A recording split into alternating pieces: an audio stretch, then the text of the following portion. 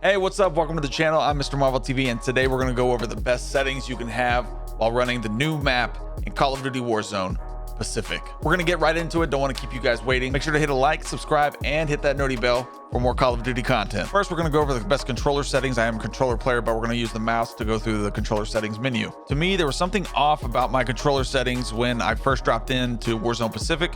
They changed up a little bit of stuff. It kind of affected my gameplay, but I went in and I fixed it. Feels much better now. First off, I use the BR button layout default. I'm not a claw grip player. Claw grip players definitely use something different, but that's just what I use. Stick layout default. Invert vertical look disabled. Invert vertical look disabled. Left stick and right stick minimum input dead zone I have at 0.02. If you have stick drift and you let go of the controller and it moves, just keep bumping it up until the controller stops moving your screen. I have both left stick and right stick max dead zone at 1. Horizontal and vertical stick sensitivity I have high 7s. If you're on console, you might want to bump that up so you get more of that snap effect on your enemies. ADS sensitivity multiplier I have at a 1. Now here's how it really changed for me on all the Vanguard guns inside of the map. You want to set this custom sensitivity per zoom on, and you want to go in here to advanced. From your low zoom multipliers all the way to the 4 times, you want to set these at a 0.85. The 5 times and above at 1. Your aim response curve you want still dynamic. Controller vibration, obviously you want that disabled. Aim assist at standard. Scale aim assist, disable that. Your weapon mount shared input, ADS and melee. Your weapon mount movement exit enabled. Aim down sight behavior, you want it on hold. Steady aim behavior, hold. Equipment behavior, hold. Contextual tap for your use behavior. Depleted ammo weapon switch, I have it enabled. Armor plate behavior, apply all. Always apply all. Slide behavior, tap. This hasn't changed. This is going to help you slide cancel a lot easier. Auto move forward, disable that. Tactical sprint, single tap from run. Automatic sprint, automatic tactical sprint for slide canceling purposes. Vehicle camera recenter, disable. Parachute auto deploy, obviously disable. Now for your audio settings, you want to hear those footsteps, put it on boost low.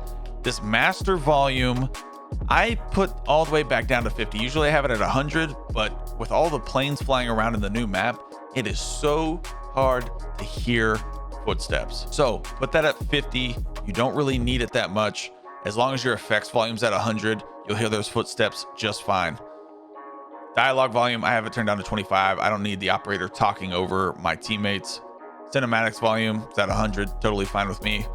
Disable this juggernaut volume for sure. Hit marker sound effects, Modern Warfare or Classic's my favorite. They don't have a Vanguard version, so Modern Warfare is my favorite. Mono audio, disable. Mono amount, doesn't matter because you have it disabled. Now we'll set up the voice chat so you can hear those juicy hot mics. This even applies to console. Enable the voice chat. Open mic recording threshold, I have mine at 0. Voice chat volume, I have this bumped up all the way to 300. Turn this up to at least 250, but I have mine set to 300. Basically, this right here is how you're going to hear those enemy hot mics after you get a kill. 4 tracks as a passenger, I have this disabled. I don't like listening to music while I fly vehicles or anything like that. Just gets a little too distracting for me. Now let's go over to the graphics. My display mode's at full screen borderless. That's the way I like to play. A lot of people play full screen. Completely up to you. Full screen and full screen borderless basically is the same exact thing in my eyes, so that's what I run. Whatever your screen can handle, you want to set the screen refresh rate to. Mine's a 144 hertz monitor, so that's what I have it set to. Render resolution, you want to set this to about 100, 110. Dynamic resolution disabled. Dynamic resolution frame rate target, I have it set to 10. Aspect ratio, automatic. VSync disabled. Custom frame rate limit, unlimited. Brightness, you want to set to about 50 to 60. Make sure your game a little bit brighter. Display gamma at 2.2. Nvidia highlights, make sure you have those disabled. And always have Nvidia reflex low latency enable plus boost. Hit apply. We'll go over to quality. Now I have my field of view set to 120. A lot of people like to have it at 115, but make sure you have it ADS field of view affected. Camera movement, you want this at least. You want the least amount of camera movement in the game as possible.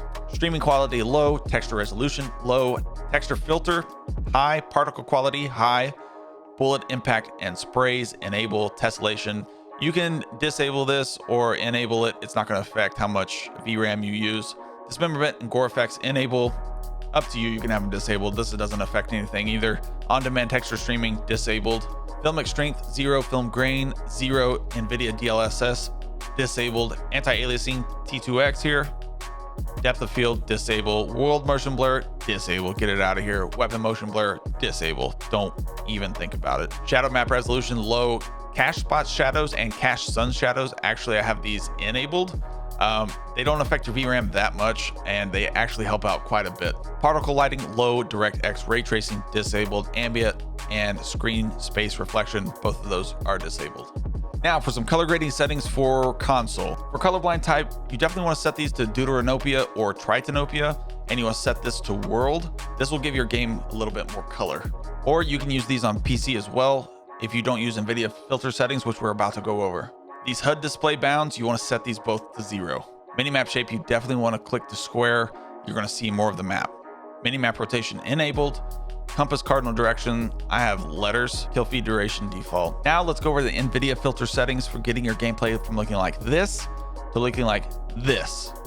If you like this look, here are the settings for that. Sharpen, intensity 50%, ignore film grain 100%.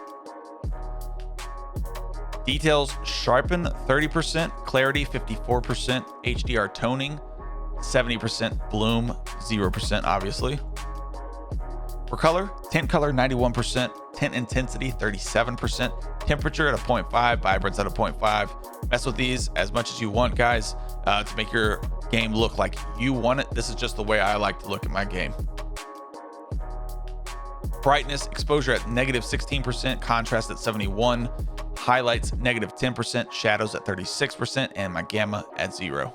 Thank you so much for watching the video today. I really hope it helped. Let me know of any other video you want to see on this channel in the comments below. And as always, good luck, stay frosty, and happy hunting.